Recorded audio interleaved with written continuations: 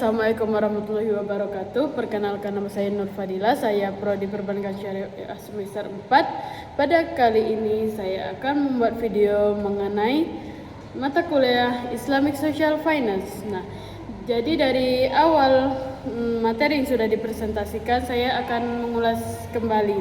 Nah, jadi pada kesempatan kali ini saya mengenai media pembelajaran, yaitu berupa PPT ini. Jadi yang pertama itu saya akan menjelaskan konseptualisasi Islamic Social Finance. Nah, di sini udah nampak ya definisi Islamic Social Finance itu sendiri, yaitu sistem keuangan sosial dalam Islam yang bertujuan membantu masyarakat lebih sejahtera, dan mengurangi kemiskinan dengan cara yang sesuai dengan prinsip syariah. Nah, instrumen utamanya ini ada ziswab, zakat, infak, sedekah, wakaf. Nah, ISF ini tidak hanya berfokus mencari keuntungan saja, tetapi fokus pada keadilan, pemerataan ekonomi. Nah, ruang lingkup Islamic Social Finance, ini ya teman-teman bisa dilihat. Ruang lingkup Islamic Social Finance yang pertama ada zakat. Zakat ini mengurangi kemiskinan, membantu pemerataan ekonomi. Nah, yang kedua itu ada infak. Infak itu pengeluaran harta secara sukarela. Jadi tidak ada batas minimal kita harus mengeluarkan berapa gitu.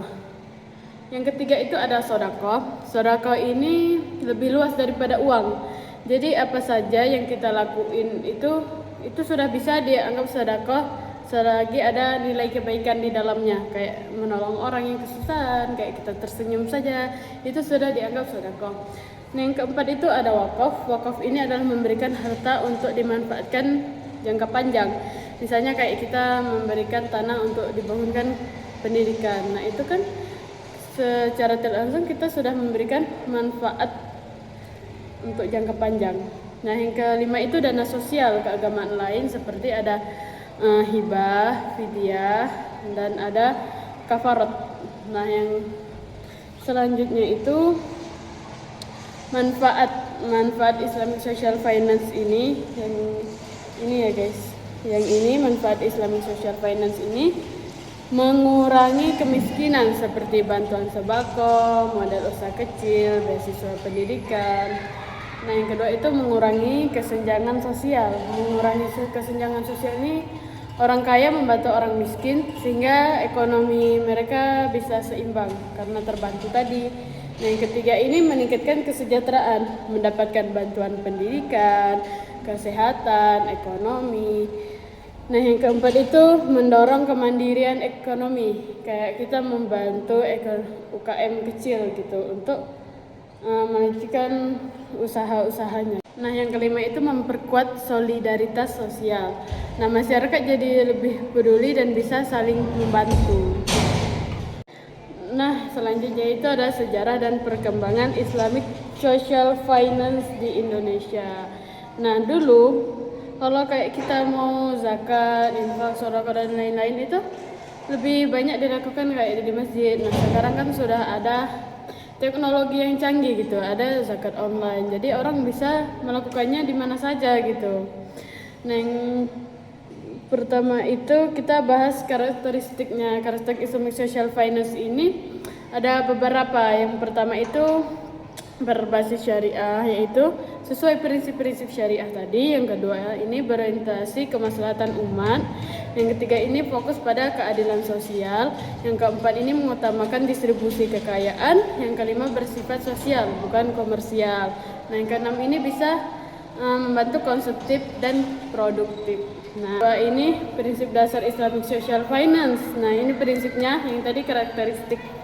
Nah, yang pertama itu ada amanah, transparansi, akuntabilitas, keadilan, kepatuhan syariah, kebermanfaatan. Nah, mungkin istilah-istilah tadi juga udah nggak asing ya. Jadi kita langsung aja lanjut ke poin yang lebih nggak kalah penting ya. Jadi ini perbedaan komersial dan sosial. Nah, ini nih yang paling penting. Nah, yang pertama ini kalau kita lihat dari aspeknya kan komersial syariah dan sosial syariah. Nah, yang pertama ini tujuan. Kalau komersial syariah ini mencari keuntungan, membantu. Kalau sosial syariah ini membantu masyarakat. Nah, kalau dilihat dari dana ini komersial syariah ini dari tabungan, investasi. Nah, kalau sosial syariah ini ya tadi dari siswa, zakat, infak, sedekah, gitu. Dari yang selanjutnya itu ada lembaga. Lembaganya ini kalau komersial ini bank syariah. Kalau sosial syariah ini kayak Basnas, LAS, dan lain-lain. Nah, sasarannya kalau komersial syariah ini nasabah, usaha. Nah, kalau sosial syariah ini nih lebih kayak ke fakir miskin gitu, yang ambil zakat, yang berhak menerima zakat itu juga termasuk sih. Nah, yang selanjutnya itu fungsi. Nah, fungsinya ini pembiayaan bisnis kalau komersial syariah. Nah, kalau kayak sosial syariah ini distribusi kekayaan. Nah, yang selanjutnya itu ada imbal hasil. Nah, kalau imbal hasil di komersial syariah ini ada bagi hasilnya. Enggak. Selanjutnya itu imbal hasil. Nah, imbal hasil di komersial syariah ini ada bagi hasilnya. Nah, kalau sosial syariah ini dia tidak ada bagi hasil tadi. Kesimpulannya, intinya ini perbedaan komersial syariah ini fokus bisnis halal, keuntungan, investasi. Nah, bank syariah ini memberikan pembiayaan usaha terhadap UMKM kecil gitu. Nah, kalau keuangan sosial syariah ini bantu sosial, pemerataan ekonomi, kesejahteraan umat gitu kan, membantu masyarakat miskin tadi. Oke. Selanjutnya saya akan menjelaskan mengenai pengertian Islamic Social Finance. Nah, jadi Islamic Social Finance ini merupakan bagian dari sistem keuangan Islam yang fokus pada pengolahan dana berbasis syariah dan mewujudkan kesejahteraan serta keadilan sosial. Selanjutnya itu ada tujuan dan prinsip. Jadi tujuan dasar social finance ini yaitu meningkatkan kesejahteraan serta terutama bagi kelompok yang kurang mampu. Nah, yang selanjutnya itu ada prinsip dasar Islamic Social Finance. Yang pertama ini ada prinsip keadilan. Jadi kita itu memberikan harta itu secara merata, tidak boleh kepada satu kelompok saja. Nah, yang kedua itu prinsip inklusivitas dan pemberdayaan. Uang itu diberikan terutama kepada kelompok marginal gitu. Nah, yang selanjutnya ini yaitu ada prinsip ta'awun, yaitu menekankan pentingnya tolong menolong untuk menjaga solidaritas antar masyarakat. Yang keempat itu ada prinsip keberlanjutan. Jadi kayak menekankan pentingnya pengelolaan dana sosial harus memberikan manfaat jangka panjang seperti membantu UMKM kecil dalam memberikan modal usaha gitu. Yang terakhirnya itu ada prinsip kebermanfaatan. Jadi dana tadi itu bisa diberikan untuk bermanfaatan seperti dana pendidikan, bantuan sosial lainnya gitu. Nah, selanjutnya ini ada instrumen Islamic Social Finance. Nah, instrumen ini merupakan alat yang membuat Islamic Social Finance ini berjalan. Yang di dalamnya itu ada ziswaf, zakat, infak, sedekah, wakaf, dan juga ada qardul hasan. Di sini kita cantumin. Nah, langsung saja ke landasan syariah atau hukumnya, yaitu yang pertama itu ada zakat yang dijelaskan Taubah ayat 60. Yang kedua itu ada infak dan sedekah di surah Al-Baqarah ayat 261. Nah, yang terakhir itu ada qardul hasan dijelaskan di Al-Baqarah ayat 245. Lanjut, di sini juga kita menjelaskan mengenai regulasi atau hukum positif. Yang pertama itu ada Undang-Undang Nomor 23 itu tentang pengelolaan dana zakat. Nah, yang kedua itu ada Undang-Undang Nomor 41 tentang wakaf, dan yang ketiga itu ada Undang-Undang Nomor 21 tentang perbankan syariah. Yang keempat itu ada Undang-Undang Nomor 4 tentang pengembangan dan penguatan sektor keuangan UU PPSK. Yang kelima itu ada peraturan mengenai OJK terkait pasar modal syariah. Yang keenam ini ada mengenai fatwa DSN MUI. Dan yang ketujuh itu ada peraturan Bank Indonesia OJK. Yang Ke-8 ini Peraturan Badan Wakaf Indonesia BWI. Yang ke-9 ini ada Komunikasi Hukum Ekonomi Syariah KHS. Dan ke-10 itu ada peraturan terkait ZISWAF dan lembaga sosial. Nah, di sini dapat disimpulkan bahwa Islamic Social Finance ini merupakan sistem keuangan Islam yang berbasis prinsip syariah dan mewujudkan kesejahteraan serta keadilan sosial. Langsung saja saya akan menjelaskan aspek etik dan filosofis Islamic Social Finance. Nah, bermula dari pengertiannya. Nah, Islamic Social Finance ini pengertiannya merupakan sistem pengelolaan yang berbasis prinsip syariah. Tujuannya untuk menciptakan kesejahteraan dan keadilan, seperti yang sebelum-sebelumnya sudah dibahas ya. Selanjutnya itu ada karakteristik utama Islamic Social Finance. Nah, yang pertama berlandaskan syariah seperti anti riba, gharar, maisir. Nah, yang kedua itu berorientasi pada kesejahteraan sosial. Nah, fokus pada kesejahteraan sosial itu. Yang selanjutnya itu ada menggunakan instrumen filantropi Islam.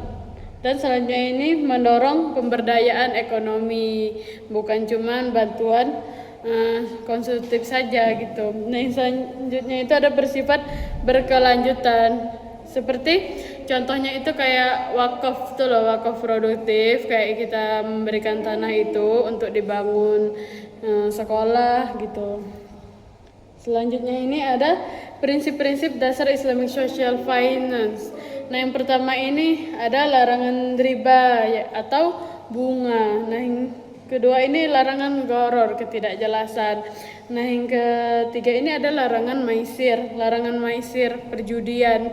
Nah, yang keempat ini ada prinsip keadilan dan bagi hasil. Nah, yang kelima ini ada berbasis aktivitas ekonomi nyata. Oke, kita lanjut ke slide berikutnya, yaitu mengenai konsep etika dalam Islamic Social Finance. Nah, pertama ini pedoman moral dalam pengolahan dana sosial. Prinsip etika ini ada amanah, tanggung jawab, dan keadilan tepat sasaran. Dan ada kejujuran, yaitu jujur, transparansi. Selanjutnya ini maqasid syariah dalam Islamic Social Finance. Yang pertama menjaga agama, yaitu tadi seperti kita melakukan ziswaf, zakat, infak, sedekah. Nah, yang selanjutnya itu menjaga jiwa. Jiwa ini bantuan pangan gitu. Jadi kita memberikan dia makan, kan kalau dia mendapatkan makanan yang halal, jadi jiwanya jadi juga bersih. Nah, selanjutnya yang ketiga itu ada hifz akal. Hifz akal ini dukungan pendidikan. Nah, seperti untuk menjaga akalnya agar terpelihara itu, yaitu salah satunya dengan pendidikan. Nah, yang keempat ini ada hifz al-nasl, menjaga keturunan. Seperti kita memberikan bantuan kepada keluarga yang kurang mampu, memberi bantuan kesehatan, pendidikan juga bisa. Nah, yang kelima ini ada hifz al-mal, menjaga harta, yaitu melalui ziswaf tadi. Balik ke poin 1 tadi. Nah, selanjutnya hubungan maqasid syariah dengan Islamic Social Finance. Nah, maqasid syariah sebagai tujuan Islamic Social Finance ini menjadi dasar menentukan arah dan tujuan Islamic Social Finance. Nah, yang B ini maqasid sebagai pedoman distribusi dana sosial. Nah, mengarahkan distribusi ini agar tetap tepat sasaran.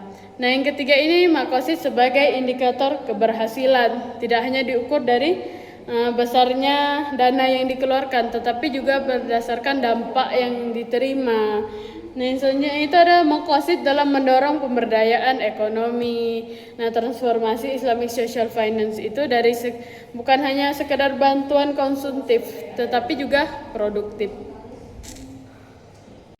Nah, selanjutnya itu ada pengertian instrumen fiskal klasik. Nah, instrumen fiskal klasik ini cara negara Islam dahulu mengumpulkan dana untuk kepentingan sosial dan negara. Nah, dana itu digunakan untuk yaitu tadi membantu fakir miskin, pembangunan fasilitas umum, keamanan, kesejahteraan masyarakat. Nah, selanjutnya itu ada sejarah dan perkembangan Islamic Social Finance di Indonesia. Nah, dulu kalau kayak kita mau zakat, infak, sedekah dan lain-lain itu lebih banyak dilakukan kayak di masjid. Nah, sekarang kan sudah ada teknologi yang canggih gitu, ada zakat online. Jadi orang bisa melakukannya di mana saja gitu.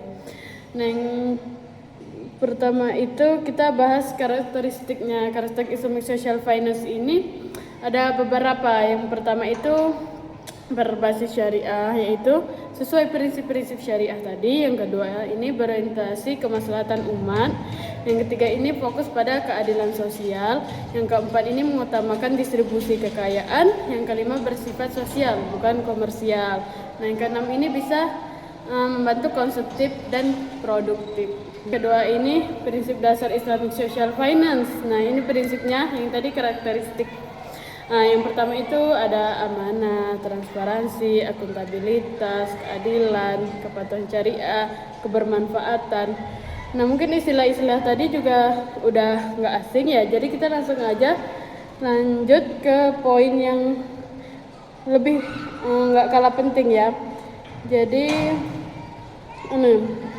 ini perbedaan komersial dan sosial. Nah, ini nih yang paling penting. Nah, yang pertama ini kalau kita lihat dari aspeknya kan komersial syariah dan sosial syariah. Nah, yang pertama ini tujuan. Kalau komersial syariah ini mencari keuntungan, membantu. Kalau sosial syariah ini membantu masyarakat.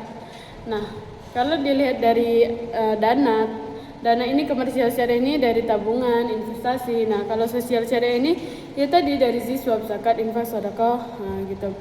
Dari yang selanjutnya itu ada lembaga. Lembaganya ini kalau komersial ini bank syariah. Kalau sosial syariah ini kayak Basnas, LAS dan lain-lain. Nah, sasarannya kalau komersial syariah ini nasabah, usaha. Nah, kalau sosial syariah ini nih lebih kayak ke fakir miskin gitu, yang ambil zakat, yang berhak menerima zakat itu juga termasuk sih. Nah, yang selanjutnya itu fungsi. Nah, fungsinya ini pembiayaan bisnis kalau komersial syariah. Nah, kalau kayak sosial syariah ini distribusi kekayaan. Yang selanjutnya itu ada imbal hasil. Nah, kalau imbal hasil di komersial syariah ini ada bagi hasilnya. Selanjutnya itu imbal hasil. Nah, imbal hasil di komersial syariah ini ada bagi hasilnya. Nah, kalau sosial syariah ini dia tidak ada bagi hasil tadi. Nah, selanjutnya itu saya akan menjelaskan mengenai struktur dan tata kelola lembaga keuangan sosial syariah di Indonesia. Nah, lanjut langsung pengertian lembaga keuangan sosial syariah. Nah, lembaga keuangan sosial syariah atau disingkat dengan LKSS itu mengelola dana masyarakat berdasarkan prinsip Islam, yaitu keadilan, amanah, transparansi, bebas riba, pokoknya ya familiar ya. Tujuannya untuk membantu kesejahteraan masyarakat melalui dana zakat, infak, sedekah, wakaf. Nah, jadi fenomenanya ini lembaga syariah berkembang pesat, ternyata masih ada kasusnya, korupsi, fraud, kredit fiktif, penyalahgunaan dana gitu. Oke, langsung saja ke pembahasannya. Yang pertama ini ada pengertian LKSS. Nah, lembaga keuangan syariah merupakan lembaga yang bergerak dalam penghimpunan, pengelolaan, menyalurkan dana sosial Islam. Nah, tujuan utamanya untuk membantu masyarakat miskin, mengurangi kesenjangan sosial, meningkatkan kesejahteraan umat. Nah, kalau bank biasa fokus cari keuntungan. Nah, kalau LKS ini lebih fokus membantu masyarakat. Selanjutnya itu saya akan menjelaskan mengenai jenis lembaga keuangan syariah. Nah, yang pertama ini ada lembaga keuangan syariah komersial. Nah, itu seperti bank syariah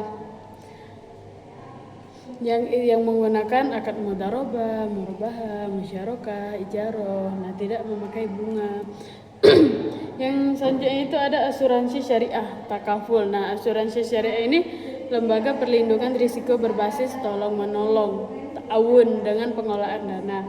Yang ketiga ini ada Pegadaian Syariah. Pegadaian Syariah ini lembaga pinjaman tanpa bunga, biaya jasa atau yang disebut dengan ijarah. Nah, yang keempat ini ada Pasar Modal Syariah.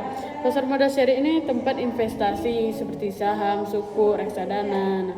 Nah, yang kelima ini ada Bank Pembiayaan Rakyat yang disebut dengan BPRS. Fokus melayani pembiayaan masyarakat kecil dan UMKM. Nah, yang selanjutnya ini ada Koperasi Jasa Keuangan Syariah KJKS. Itu menyediakan simpan pinjam dan pembiayaan tanpa bunga juga. Selanjutnya ini ada bagian yang kedua, Lembaga Keuangan Sosial Syariah. Yang pertama ini ada kayak BAS atau LAS, lembaga yang menghimpun atau mengelola dan menyalurkan dana zakat mustahik. Nah, yang kedua ini ada Badan Wakaf Indonesia BWI, lembaga yang mengelola, mengembangkan, mengawasi. Nah, selanjutnya ini ada karakteristik lembaga keuangan syariah. Yang pertama ini ada non-profit.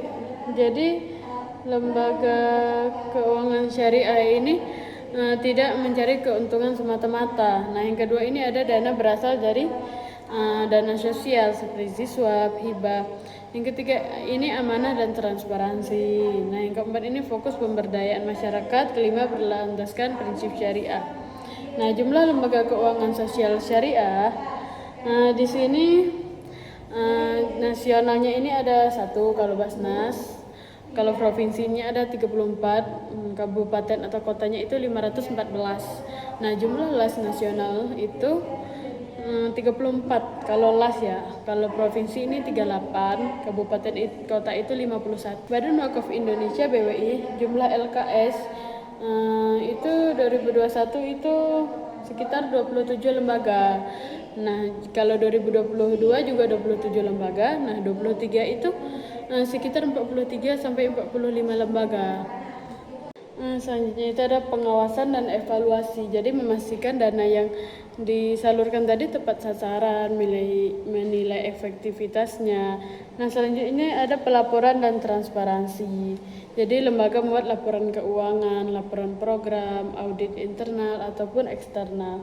Nah, lanjut yaitu prinsip tata kelola lembaga keuangan sosial syariah, good governance. Nah, yang pertama ini ada transparansi. Nah, sebelumnya sudah kita bahas, yaitu selanjutnya ada akuntabilitas, ada responsibilitas. Nah, kalau akuntabilitas ini penggunaan dana harus jelas, bisa dipertanggungjawabkan.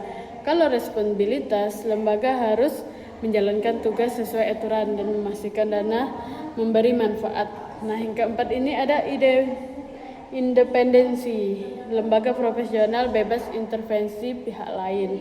Yang kelima ini adalah keadilan dana harus adil.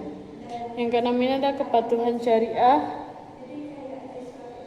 bebas riba, bebas soror, bebas maisir. Nah, selanjutnya itu struktur organisasi dan mekanisme kerja.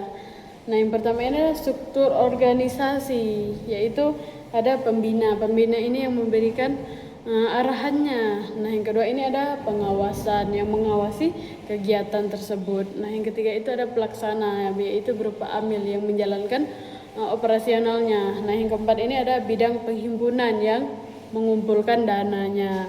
Nah, yang kelima ini ada pendistribusian, yaitu menyalurkan dana. Jadi dana yang udah dihimpun tadi disalurkan. Nah, yang keenam ini ada bidang keuangan, yaitu pelaporan administrasi. Selanjutnya itu ada BWI, Badan Wakaf Indonesia. Nah, strukturnya itu Dewan Pertimbangan, ada badan pelaksana, ada bidang pengelolaan wakafnya, bidang pembinaan nazirnya. Jadi benar-benar dipilih, bukan sembarang. Nah, yang kelima ini ada bidang pengawasan. Nah, yang keenam ini ada bidang kerjasama dan sosialisasi. Nah, yang selanjutnya ini ada mekanisme kerja lembaga keuangan sosial syariah. Yang pertama ini ada penghimpunan dana, dihimpun melalui UVS, transfer bank, viral, platform digital. Yang selanjutnya itu ada pengelolaan dana, dipisah sesuai jenisnya, dicatat dalam sistem dan direncanakan. Selanjutnya itu ada pendistribusian. Pendistribusian ini kayak bantuan langsung gitu. Nah, pengawasan dan evaluasi. Nah, yang terakhir itu ada pelaporan dan transparansi dari kegiatan tadi. Baik, itu saja yang bisa saya sampaikan. Saya akhiri. Wassalamualaikum warahmatullahi wabarakatuh.